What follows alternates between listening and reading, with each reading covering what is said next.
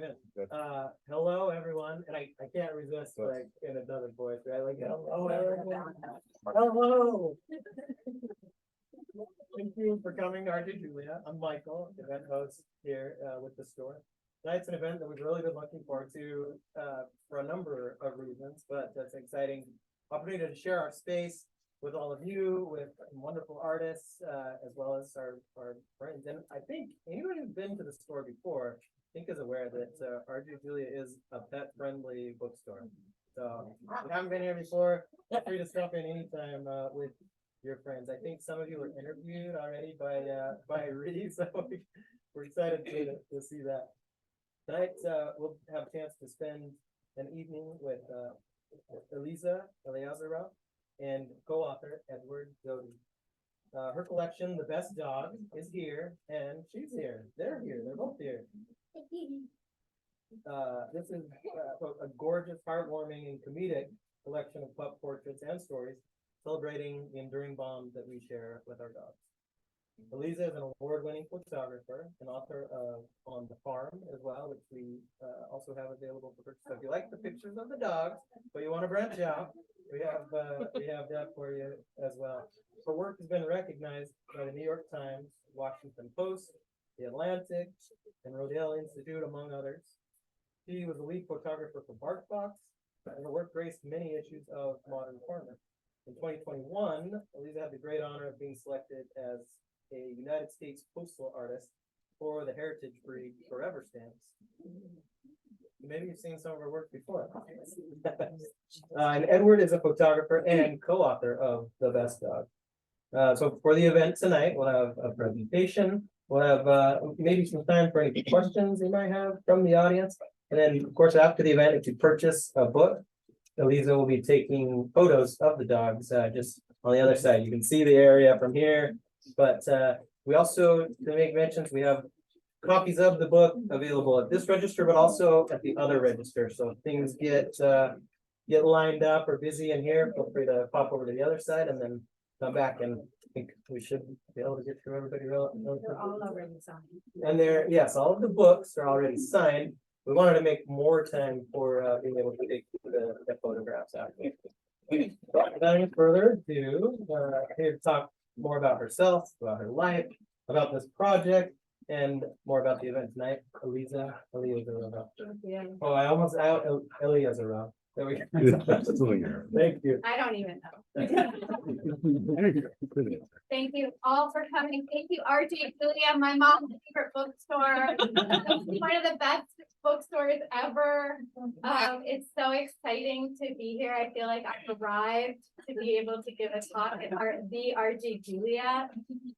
So that feels really, really exciting to me and to us. And it's so great. I'm from Connecticut, and I grew up near here, and it feels really exciting to see all of your faces. I see friends from high school, friends from college, friends from New York City, friends from all parts, friends from my first book and our second book, this book, stepdad, family, we got everybody here. My brother's best friend is here, Ron Margarelli. It's so awesome. Hi. Hey. And I don't know, you guys it's so exciting. Let me know. Thank you so much. And we have one of the dogs from the book is there as well. And without further ado, that's Three at any time. so I know, right?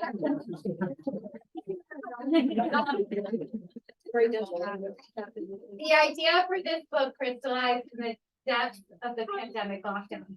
Humans around the world were lonely, isolated, and on the couch like ladies up here.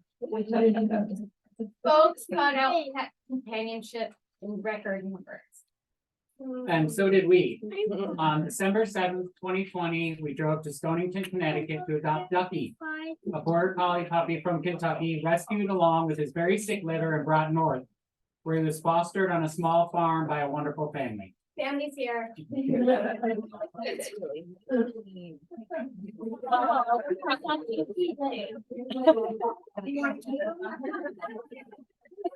brought this tiny wild boy home to Vermont and fell in love. Baby Ducky was the best. And despite having to dash outside 100 times a day in the freezing winter to potty train him, he instantly made life so much better. It turned out Ducky wasn't just a border collie like we thought. He was also part Great Pyrenees and grew to be 80 pounds. This book is dedicated to him, but he doesn't know it because he can't read. Not yet. Ducky, like every dog, has a complex and unique personality. How magical is it to get to know another creature so well? Caring for dogs teaches us compassion, responsibility, and patience. We love our dogs so much. We clean up their hot poop, we sweep up never-ending fur that covers their floors, and not once have they offered to clean or pay rent. We photographed more than 100 dogs for this book. Talking with folks about the project, we hear again and again, you need to photograph my dog. I have the best dog. And they're all right. And that's why the book is titled The Best Dog.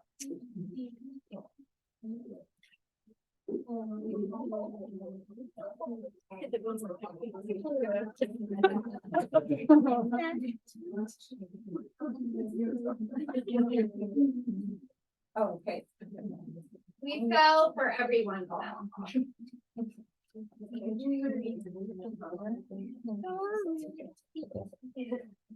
Photo shoots were a collaboration between photographers and their people. They were equal parts circus, chaos, and art making, creating this portrait of an entire litter of golden retriever puppies was an extra special kind of mayhem. Right, it felt impossible until we brought Mom on the set and they all nursed. Poor thing.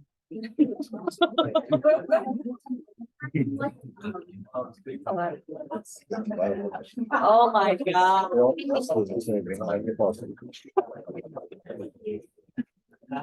Ivy, a pregnant golden retriever, was surrendered by her breeder to Oliver's House Rescue in Connecticut.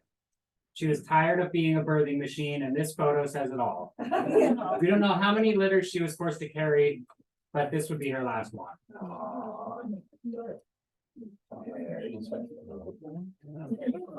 The animals.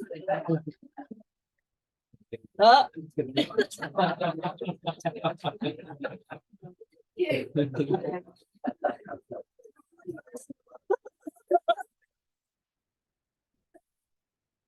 need to lean into the unpredictability of that. I tried to get to know subject and forge a connection with the subject so that I can make a strong portrait. One shoots him mostly lying on the ground and making crazy noises. Ed is wrangling dogs are behind me with squeakers. We break out treats and dangle them above the lens. We smear peanut butter on things. We throw toys and balls. We give belly rubs. We try everything. Yes. Yeah. This dog is named Cheese. The white one is named Egg, so it's Egg and Cheese. Ridiculous. Brown one named Bacon, which is Bacon, Egg, and Cheese.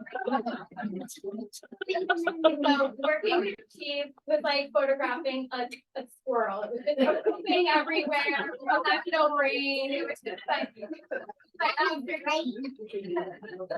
tiny brain. Several accidents on set.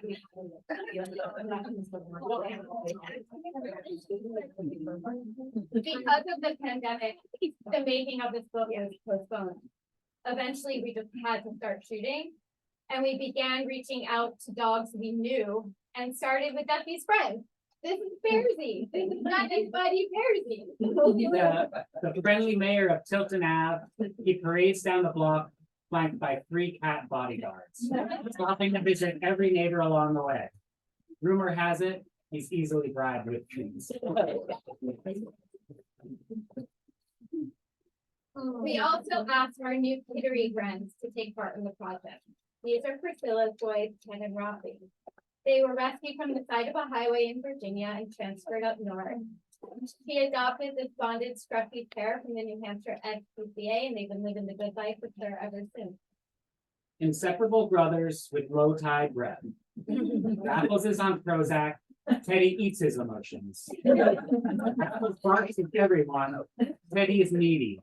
But nestled together in their basket, they're perfectly imperfect angels. We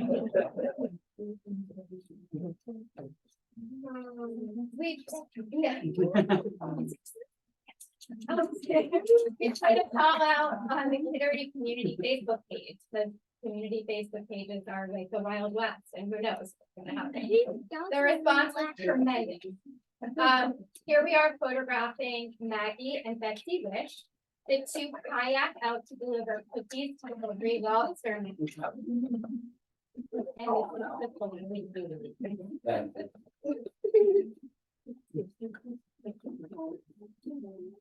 We were surprised by how many different kinds of dogs and great dog stories we were able to find close to home. This is Percy, a Scottish deerhound. It's pretty rare. And big, yeah, one of the largest breeds. No, absolutely. Yeah. You're right. It says Max. This breed is famous for finding avalanche victims buried under deep snow. If you want to find dog slobber on your ceiling, get a Saint Bernard.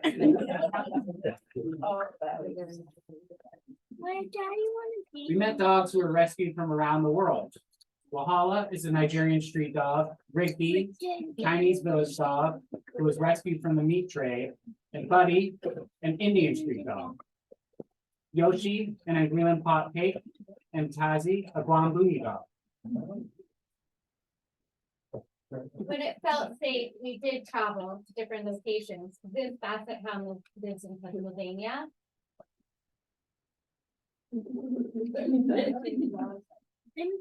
In a house filled with many other Basset Hounds. This isn't even all of them.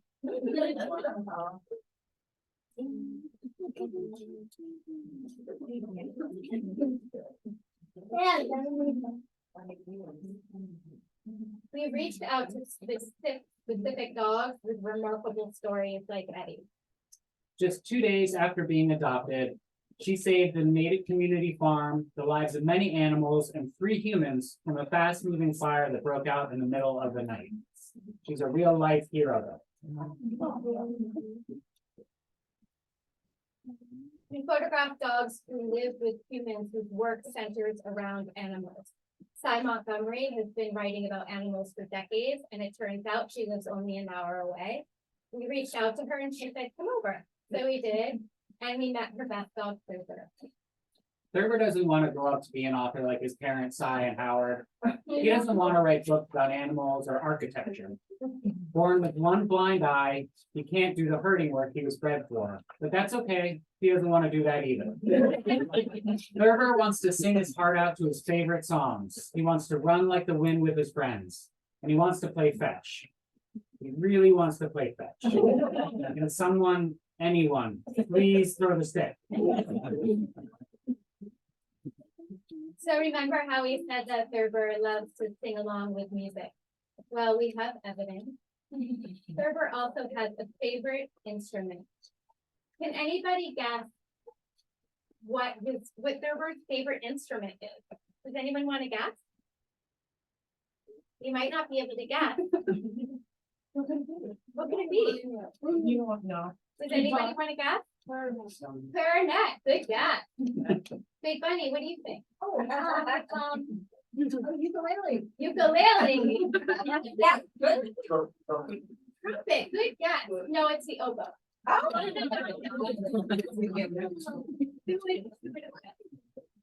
Goes wild for Oba.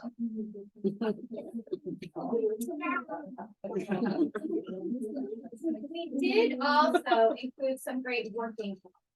Meadow and Willow, our livestock guardian dogs in the worksheet. Protecting the sheep at Prado de Lana Farm is their full-time job, but these two can't resist a night out on the town, even if it means being sprayed by skunks, killed by porcupines, or picked up by the police.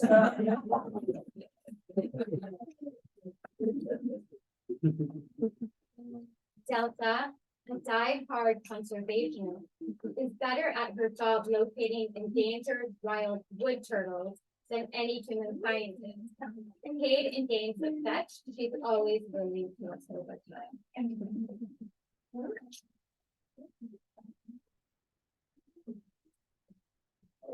On several occasions, unexpected and incredibly moving stories were shared during the shoot. We went to Rhode Island to photograph Whiskey. All we knew about him beforehand was that he was a blind fawn. When a writhing Tasmanian devil was placed on Lydia's grooming table, it took her a moment to realize that the ferocious dust ball was in fact an old, filthy, blind Pomeranian. Rescued from a dire situation and brought into the animal hospital, this fella needed a bath. As Lydia began to lather the shampoo into his matted fur, she saw that his skin was crawling with more fleas than she'd ever seen in her entire grooming career. She knew no one would want to foster, let alone adopt, this ornery senior, and she decided to take him.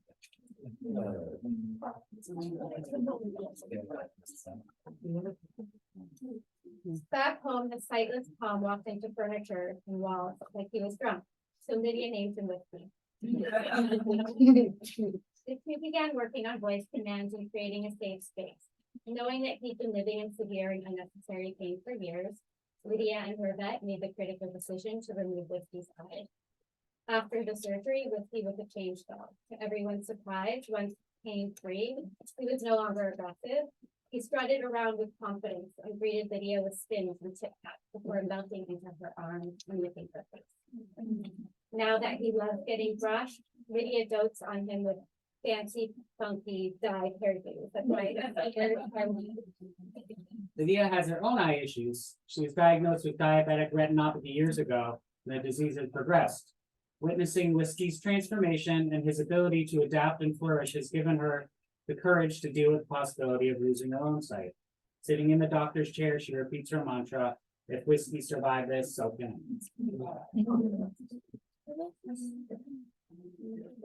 Boone, rabbit chaser, lightsaber, right-hand man. After her divorce, this big lug helped Peggy start a farm and find her flower. Arlo, emotional support animal and softie. Everyone has a dark side.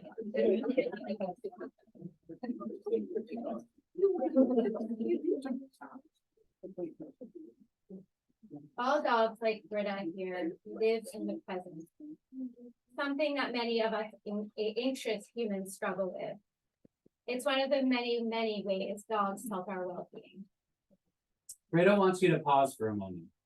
Listen to the birds chirping, feel the breeze, inhale deeply. Now on your exhale, owl.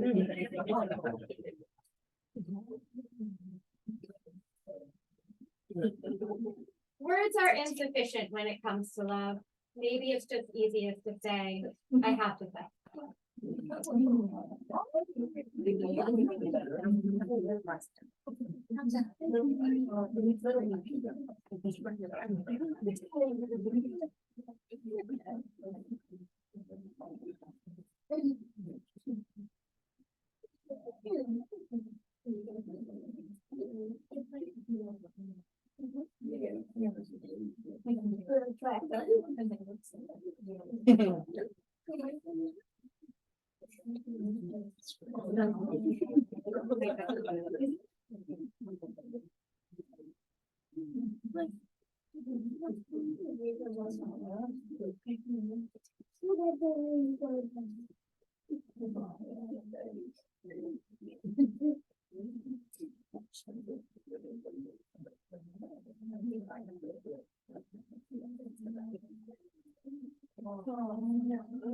Thank you.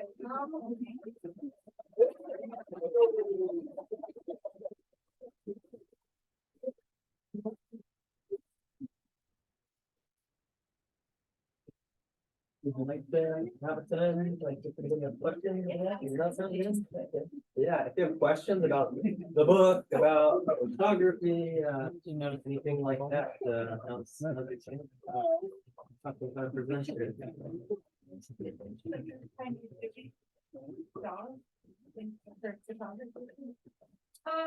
No, yeah, no, I photographed dogs, we photographed dogs for farm dogs for our first book.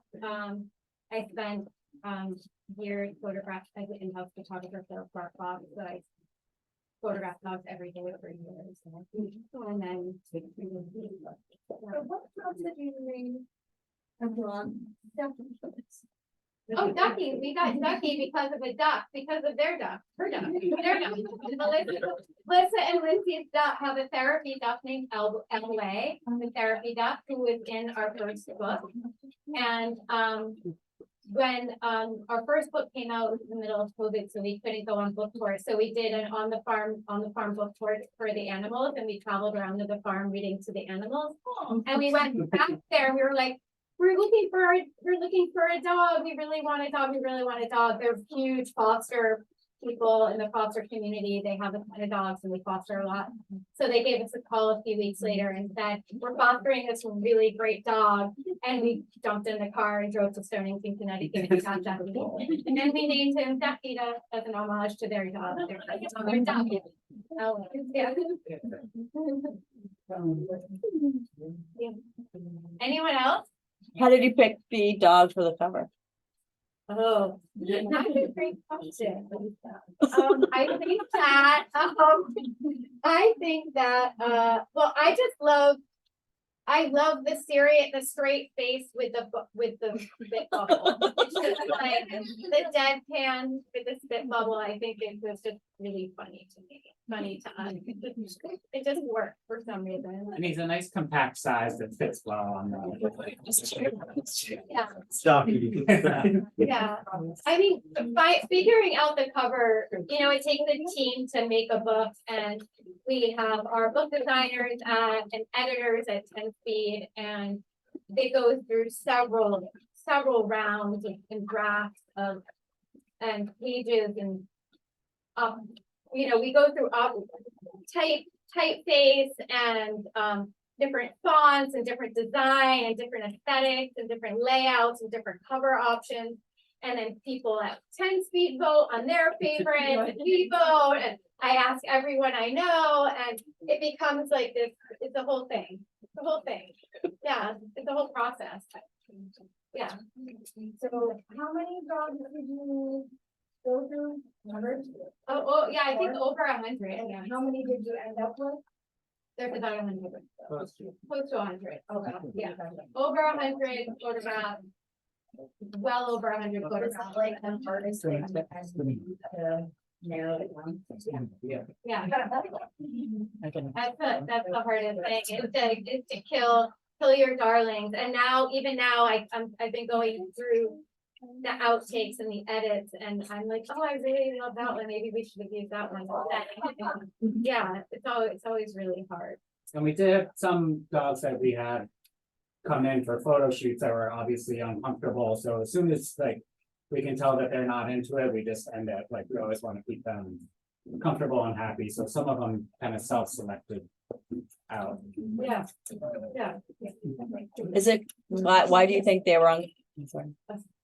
I guess that kind of answers the question. No. No, we haven't. No. I mean, we had some arguments, but all the dogs are great. Did you have a question? How do you know the dog wasn't, into it? Is it because they didn't want to make eye contact or? Well, we're using strobe lights. Okay. So the lights are flashing and you can see instantly. Some dogs don't even compute. Some animals overall don't even see the strobe lights, and other animals immediately or notice it and are really, really scared of it, you know, ears pinned back, they try to just leave the set.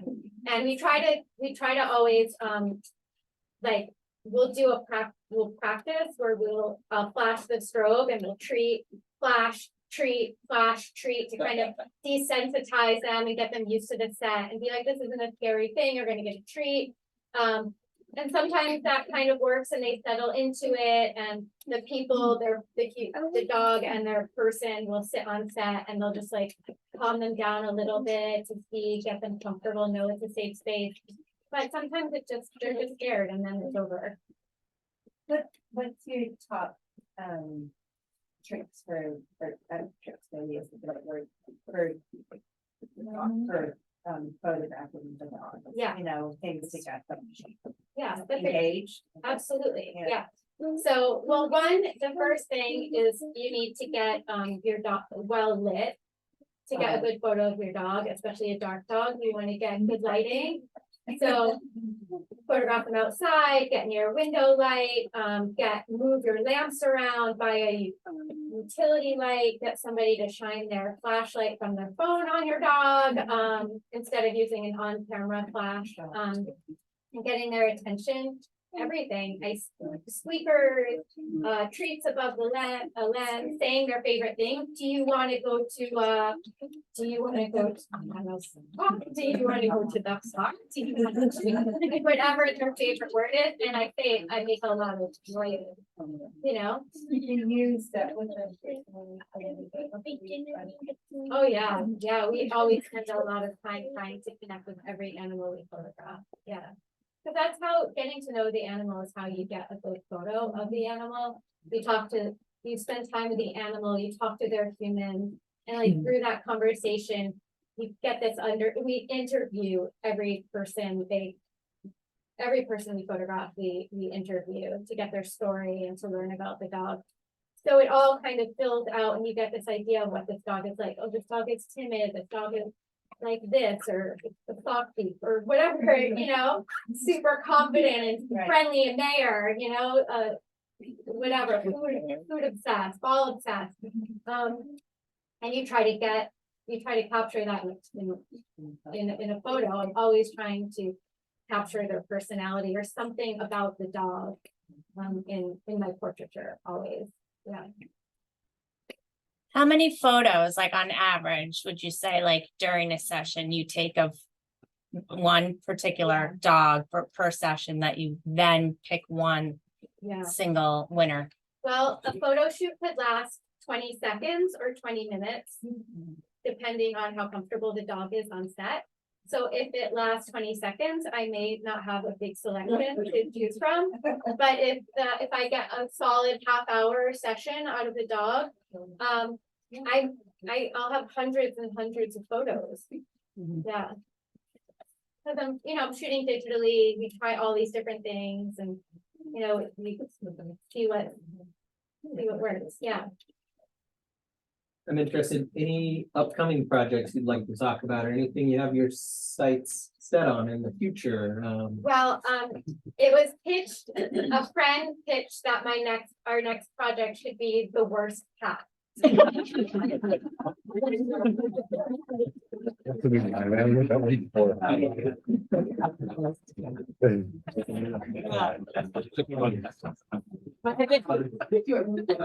think you're gonna have to buy like a Kevlar suit.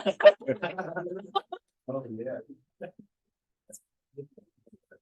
Anything else? Okay. So, if you're here for pup portrait and you'd like to have a photo of your pup made, give us a couple minutes, give us 5-10 minutes just to finish setting up the photo little booth area.